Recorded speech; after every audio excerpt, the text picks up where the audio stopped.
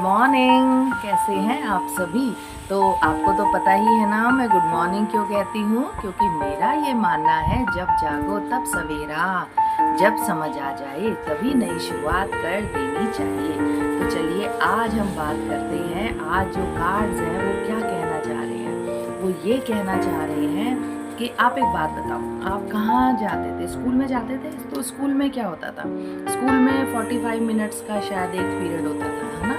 तो पूरे दिन का एक शेड्यूल बना होता था, इस समय ये पढ़ना है, इस समय ये पढ़ना है, इस समय ये पढ़ना है। और उसके बीच में जो शुरू में होती थी मॉर्निंग में प्रेयर भी होती थी। तो ऐसे ही क्या जब आप अभी स्कूल से निकल गए, अब आप एक हाउसवाइफ बन गए हैं या आप एक बिजनेसमैन बन गए हैं, आप कोई भी काम कर रहे हैं, तो क्या उस शेड्यूल को हमें फॉलो नहीं करना चाहिए। क्या हमारा शेड्यूल ऐसे नहीं होना चाहिए कि हमें सुबह टाइम से उठना है, हमें अपना जो पूजा पाठ जो कुछ भी हमने करना है वो हम करें, और उसके बाद अच्छा सा हम नाश्ता करें, है ना।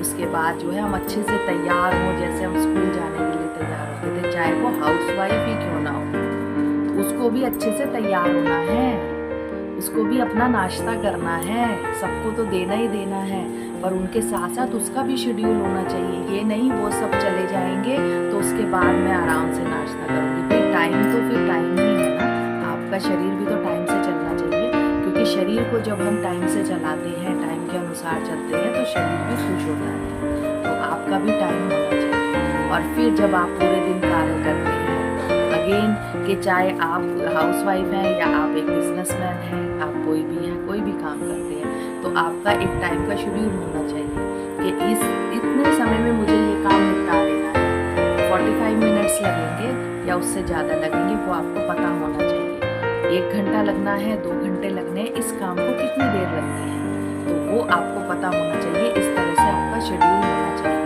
पूरे दिन में, तभी आप अपने आप को अप्रिशिएट कर पाएंगे, तभी आप अपने कामों को देख पाएंगे कि मैंने कितने समय में क्या काम करा था, है ना। अब आपके ऊपर तो कोई टीचर तो है नहीं, कोई प्रिंसिपल तो है नहीं, कोई स्कूल के रूल तो है नहीं, पर रूल तो आपको अपने खुद ही बनाने हैं। और जब वो रूल्स पे आप चलेंगे तभी आपको जो है पता चलेगा कि आप कितनी ग्रोथ कर रहे हैं। आप एक हाउसवाइफ को कोई अप्रिशिएट नहीं करता उसके कामों के लिए, आप खुद को अप्रिशिएट करते हैं या खुद को अप्रिशिएट कीजिए। आपने कितने समय में खाना बना लिया, कितने समय में काम कर लिया, क्या कर लिया, कब आराम करा, ये आपको पता होना चाहिए। अब आपको अपने लिए कितना समय निकालना है ये आपको पता होना चाहिए। खुद को अप्रिशिएट कीजिए, खुद के कामों को वैल्यू दीजिए, तभी कोई दूसरा आपको वैल्यू देगा। तो ज़रूर कीजिए, यही कार्ड आपको समझाना चाह रहे हैं, यही आपका जीवन जीने का तरीका होना चाहिए। एक समय ही सबसे बलवान है, समय पर ही सारे कार्य होते हैं। समय आने पे ही हमें चीज़ें मिल जाती हैं, समय आने पे ही चीज़ें बिछड़ जाती हैं। तो समय की वैल्यू कीजिए, हर पल की वैल्यू कीजिए। तो ज़रूर कीजिए, आप कर सकते हैं, प्रैक्टिस कीजिए तो सभी कुछ होगा, है ना।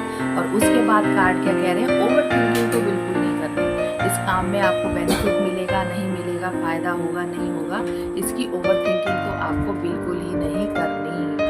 जहाँ ओवर थिंकिंग करी बस आपकी एनर्जी गलत दिशा की तरफ लगती चली जाएगी। तो दिशा निर्धारित कीजिए, अपनी एनर्जी को कहाँ लगाना है। सोच भी जो है हमेशा पॉजिटिव रखिए, अपने काम को कहाँ आगे बढ़ाना है, इस तरह की सोच को रखते चले जाइए। फिर देखिए ग्रोथ तो होगी ही। और अगर कभी आपको ग्रोथ नहीं हुई, कुछ लर्निंग्स तो ज़रूर ही आपको मिली होगी। वो लर्निंग क्या मिली है, वही आपकी मैच्योरिटी है, वही जीवन का अनुभव है।